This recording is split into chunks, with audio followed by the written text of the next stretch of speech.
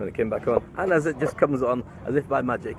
Hello, but it's really difficult to work this out because you're taller than me. Let's do it this way. Let's turn around so the sun makes us look really glamorous. Now we can really stare into the sun. There we go. Our eyes up. So we look like we're a bit dodgy this way. So really show my wrinkles out. It's Dave Crane and Pete Stapley here from Dubai Rugby Sevens, and we've got the job of basically making all the continuity work for everybody else. Let me just turn this around slightly so we're not quite blinded by the light. There you go. That's it. We can see it. And as you can tell from even this distance, I'm not very tall. Pete's in charge of running all the commentating and bits over on pitch 2. And so the real rugby happens, really. Well, I'm not sure if that's true.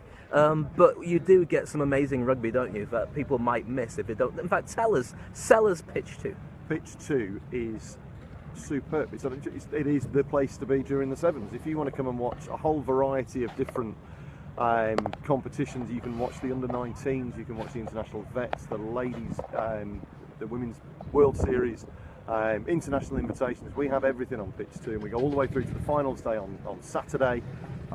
So the breadth of rugby is superb, the quality of rugby is superb, matched in part by what's going on pitch 1, but the atmosphere on pitch 2 is absolutely stunning. So please do come and join us. There you go. Hello to Neil and Angela just joining us here, all the way from UK and the UAE as well. And the thing is that the vibe is very different from pitch 2 than it is in pitch 1. Pitch 1's crazy. It's all about just having as much noise and as much fun as possible, and possibly as much as pickling as possible, can we say. But pitch 2 is a bit more laid back. It's a bit like a wine garden. It's a little bit more relaxed. There's a little bit more of a chilled atmosphere. Come and sit up on the grass banking, imbibe from one of the many hostelries. Lay back, relax, and take in some superb rugby. It is the place to be at the Sevens. Thank you very much. I think that's about true. And in terms of the actual quality of rugby, every year it just gets better and better, doesn't it? And the audience seems to warm to that even more every year as well. Yeah, well, I mean, I've been in Dubai now for over 20 years. I've been involved with the Sevens in all of that time, either as a player or in latter years as on the commentary team. And from the days when we started back on the sand to where we are now, not only has the setup at the Sevens improved immensely, I mean, it is just a different world these days, but the level and the quality of rugby that's coming out is second to none around the world. The pitches are superb, the weather is fantastic, it gives you the opportunity to play running rugby all the way through. It's Sevens at its best, and the standard over on pitch 2 is, as I said it a few times already, it's fantastic. And they're internationals as well. One of the things we're going to say that in Dubai we do something very different from the rest of the... Oh, there we are, we're back again. Hello! If you left us, we're still here. One of the things that's different about doing it, sounds like my type of rugby. Neil, absolutely it is, mate. If you love a chilled vibe, but you love taking a glass or two whilst you're watching quality rugby, make sure you come over to pitch 2, mate. Well, I'm going to say about Neil. Neil's one of my best friends from many years ago when I was at school.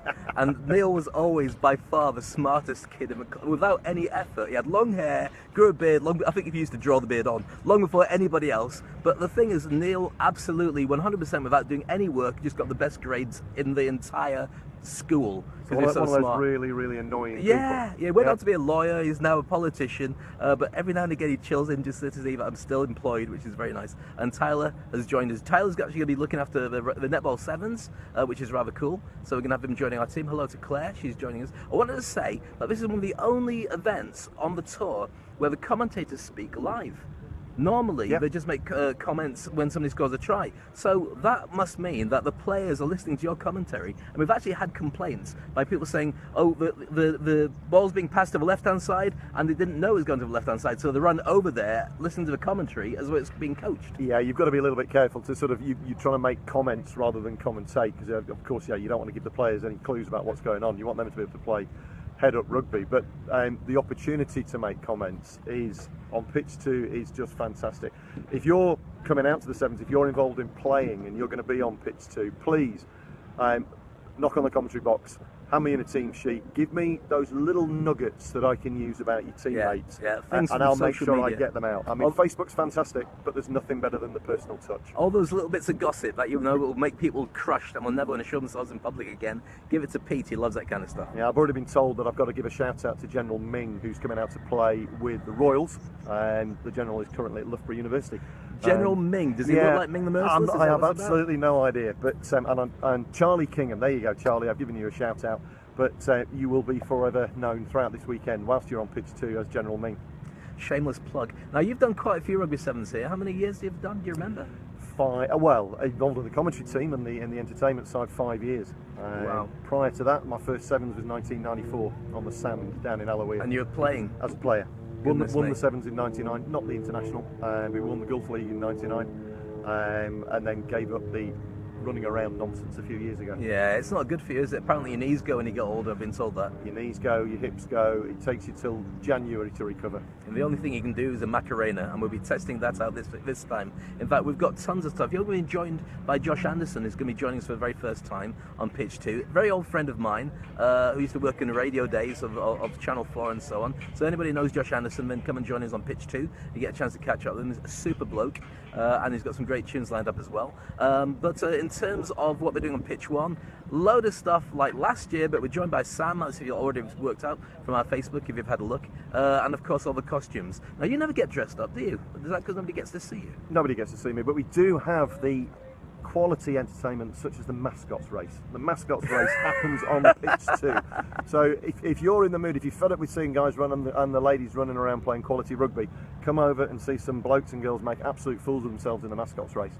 Normally Saturday afternoon sometime. I think our champion over the last few years has been the Costa Coffee Cup.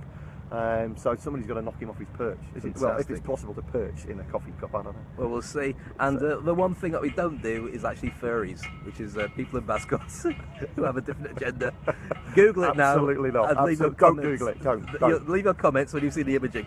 Anyway, that's it for today, and we'll be doing some more stuff tonight. I've got the players' party. So I'll do some stuff live from there with Sam, who looks much better than me. Probably about the same as Pete, depending on your choice. Thanks very much. And join us there. You'll see exactly what goes on with the players. You'll see all the international guys when they're chilling out and international girls. And what really happens is the girls like to party and the boys just stare at stuff, which is probably true for life. Focused and in the zone. Well, just boring to be honest, but you'll come and join us anyway. You get exclusive seats for a large part of it anyway when we go live from there. So from me just now, goodbye. Take care. Goodbye from me as well.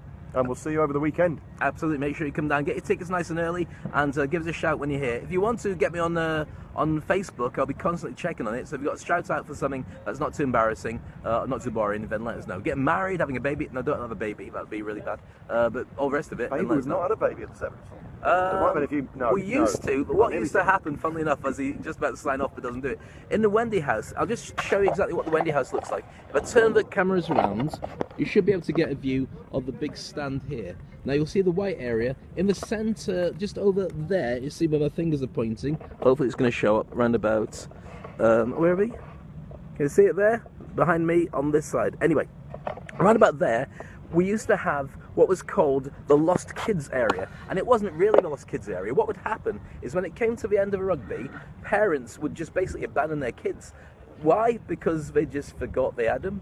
Because that's what happens if you drink heavily and party too much. So what would happen is they'd bring the kids up to us. So during the finals, while the world is watching a final of New Zealand against England or something like that, we'd have little Jimmy crying his eyes out, and we'd have to put out a shout for his parents. But what happened is the audience would get wise. So the minute we start saying, little Jimmy's gone missing, instead of get the sympathetic quiet and let's have a look, the audience would just give a Mexican wave, "Ray! A lost kid," which didn't really help. So now what we suggest is mums and dads, get a felt tip pen and write your mobile number on a part of your kid. Forehead, arm, you choose. That way if they go missing, we can call you. And similarly, if you go missing as well, I'd write their mobile number on you as well, so that when we find them, we can find you. That's rather nice of you, thank you. Yeah, if I go missing, look for Fred Flintstone, Scooby-Doo, or possibly Darth Vader if I like the costume. You'll find out when we get there, and you'll get to see. And Sam's just joined us, Sam Riches and Mikey, good to see you too. Good job he doesn't have kids. Well, Mikey, considering what you've been up to, I'm surprised you don't. But I shouldn't really say that because that's going out live on Facebook.